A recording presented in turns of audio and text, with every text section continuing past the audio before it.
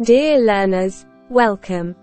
The purpose of this video is to improve your listening skills, and it helps you understand the story by providing vocabulary.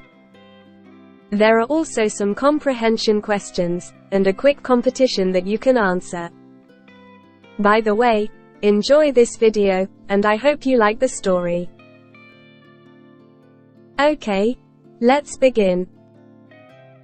Island of the Blue Dolphins by Scott Odell. Vocabulary Review. Chapter 2. Ravine. A deep, very narrow valley with steep sides. String. A set of objects joined together in a row on a single rope or thread. Lift. To raise from a lower to a higher position. Steal. To take something without the permission or knowledge of the owner and keep it. Look after. To be responsible for or to take care of somebody or something.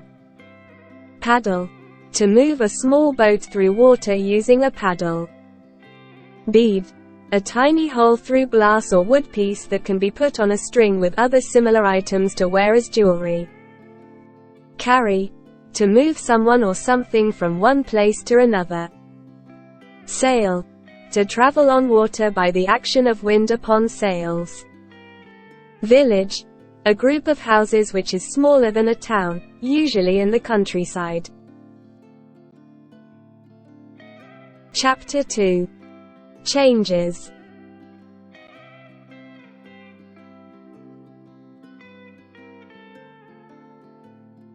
Early one morning, the Alus carried their things down to the beach.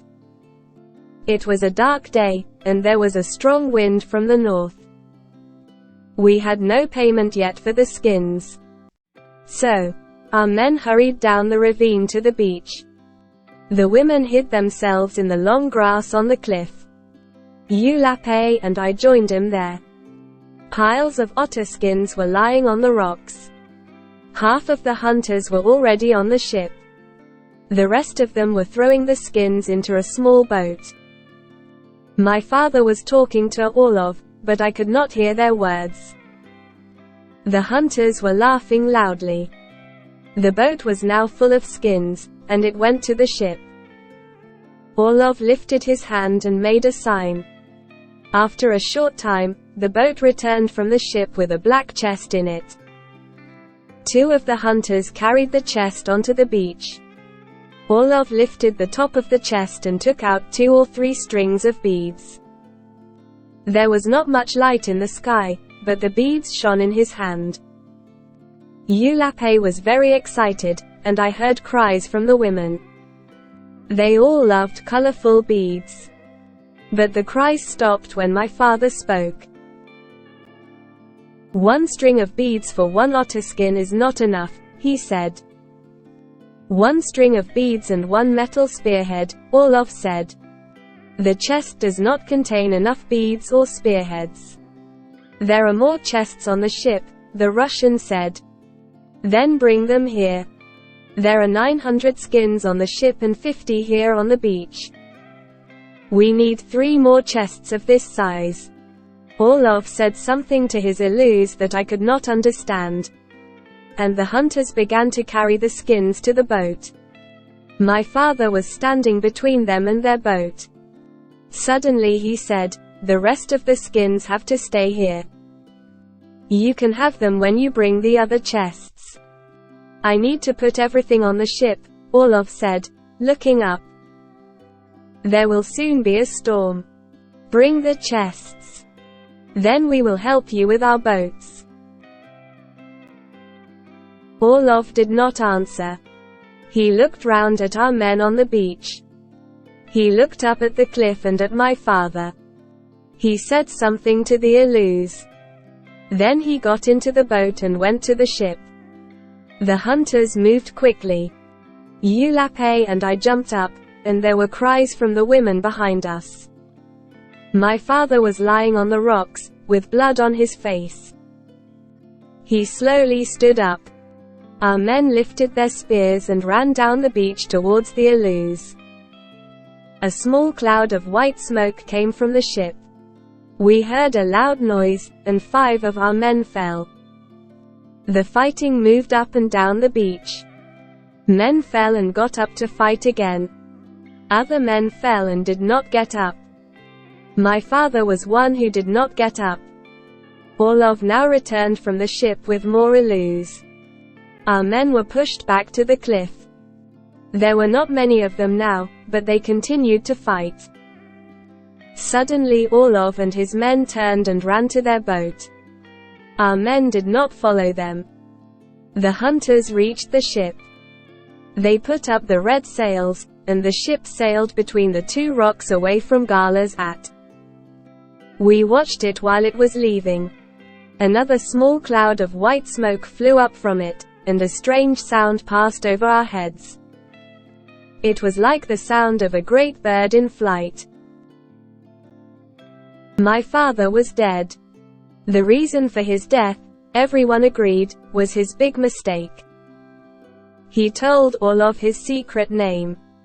No man who used his secret name could be strong in war. Before the fighting we had 42 men. Now there were only 15, and 7 of these were old men. Every woman lost a father or a husband, a brother, or a son. For the first few days the village was quiet. We did not often go to the beach. The wood was there, but nobody wanted to finish the new boat. Everyone forgot about the chest of beads and spearheads. We only went out to find food. We chose a new chief. His name was Kimki, and he was very old. But he was a good man and, in his younger days, a very good hunter. Kimki called us together and said, "In the past, our men caught animals and fished for us. Our women cooked our food and made our clothes. Most of the men are dead now, and so the women will have to learn men's work. These changes will not be popular, but they are necessary. We shall all die if you don't agree." Kimki gave different work to each of the men, women, and children. "Your job is to collect shellfish from the rocks," he said to Eulape and me. "And your brother's job is to keep the shellfish safe from birds and dogs." Rameau's work was quite difficult because there were a lot of large birds on the island, and many dogs too. Some of these dogs once belonged to villages. But they left the village when their owners died. After that they only came back to steal our food. Every evening Eulape and I helped Rameau to put the shellfish in bags. Then we carried him to the village. Autumn and winter were an unhappy time for me. My father was a tall, strong, kind man and I could not forget him. My mother was already dead, so Eulape and I always did her work. But now we were alone with Rameau, and it was not easy to look after him. In the spring, Kimki decided to leave the island. "I shall take a boat," he said, "and go to the country in the east. I went there once when I was a boy. Now I shall go again and make a home for you there. I shall go alone because all the men are needed here. Later, I shall return for you." We went out and collected fruit and shellfish for him. It was a fine day when he left Gala's at. He took the largest boat. It held water and food for the journey. Slowly he paddled between the rocks and through the kelp beds. The morning sun made a silver path across the water. He traveled along this path to the east until we could not see him anymore. A month later we began to watch the sea. Every day, even on stormy days, someone watched and waited for Kimki's return. Many months passed. We watched and waited. The winter ended and the spring came. But the sea was empty. The spring ended and the summer began. Kimki did not return. It was the season when the Alus hunted otter. Our people began to look for the red sails of the hunter's ship. We only had 8 strong men to defend us now. "If the Alus come, we shall not be able to stop them," people said. "They will kill us." We decided to leave the island if we saw their ship. Dried shellfish, fruit and water were put in the boats, which we took to the southwest end of the island. We hid him there on the rocks below the cliffs. When an Aloy ship came, we were ready to paddle away. We hoped to reach the country in the east. Every night a few of our men watched the beach, and one night a man's cries woke everyone up. "The Alus!" he shouted. "The Alus!" We got up quickly and packed a few things.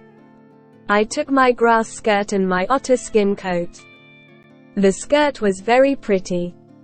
I needed the coat to keep me warm in the boat. We left the village very quietly. After a time Nanko, the man who called from the cliff, joined us. He spoke to Matasipe. Matasipe was our new chief. He was chosen when Kimki did not return. "The ship is near the coast," the man said. "It is not the Aloy's ship. It is smaller than theirs, and the sails are white." "I will come back to the beach with you," Matasipe said. Then he spoke to us. "Go on to where the boats are hidden and wait there for me." It was cold, but we did not have to wait very long. Soon a man ran towards us. It was Nanko, with a message from Matasipe. His face looked happy. And we knew then that there was no danger. "Speak!" we cried. "I am too tired," he said with difficulty. "I cannot talk." "You are talking," someone said. "Speak, Nanko, speak," many voices cried. Nanko was pleased because everyone was waiting for his words. He looked at the faces of the people in the group and smiled. Then he said slowly, "The ship belongs to friends. There are white men on this ship. They have come from the place where Kimki went."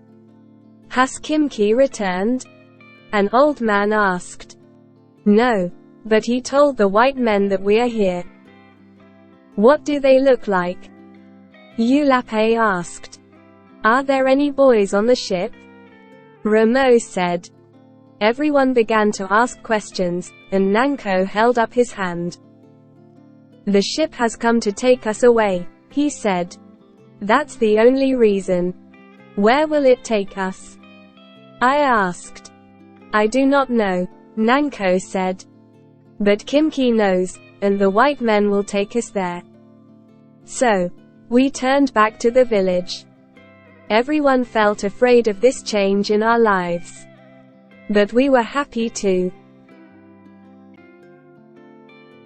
Comprehension questions. 1. What are the inside of the chests? 2.